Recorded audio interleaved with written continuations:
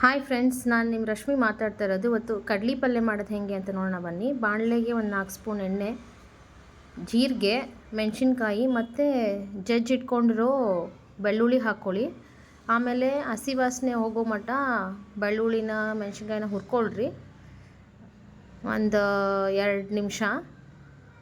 ಆಮೇಲೆ ಒಂಚೂರು ಉಪ್ಪು ಹಾಕ್ಕೊಳ್ಳಿ, ಸೊ ದಟ್ ಆ ಟೇಸ್ಟ್ ಬೆಳ್ಳುಳ್ಳಿಗೆ ಇರುತ್ತೆ.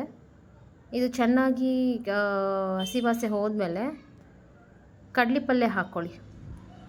ಕಡ್ಲಿ ಪಲ್ಯ ಹಾಕ್ಕೊಂಡು ಒಂದು 2 ನಿಮಿಷ ಬಿಡಿ. 2 ನಿಮಿಷ ಬಿಟ್ಟು ಅದ್ರ ಮೇಲೆ ಇನ್ನೊಂದು ಸ್ವಲ್ಪ ಉಪ್ಪು ಹಾಕ್ಕೊಳ್ಳಿ. ಅದು ಪಲ್ಯ ಹಾಕಿದ್ಮೇಲೆ ಒಂಚೂರು ನೀರು ಬಿಟ್ಕೊಳುತ್ತೆ. ಸೊ ಮತ್ತು ಕಡ್ಲಿ ಪಲ್ಯ ಆಲ್ರೆಡಿ ಹುಳಿ ಇರುತ್ತೆ. ಸೊ ನೋಡಿಕೊಂಡು ಸ್ವಲ್ಪ ರುಚಿಗೆ ತಕ್ಕಷ್ಟು ಉಪ್ಪು ಹಾಕ್ಕೊಳ್ಳಿ. ಹಾಕ್ಕೊಂಡು ಚೆನ್ನಾಗಿ ಬಾಡಿಸ್ಕೊಳ್ಳಿ ಅದನ್ನು, ಪಲ್ಯನ.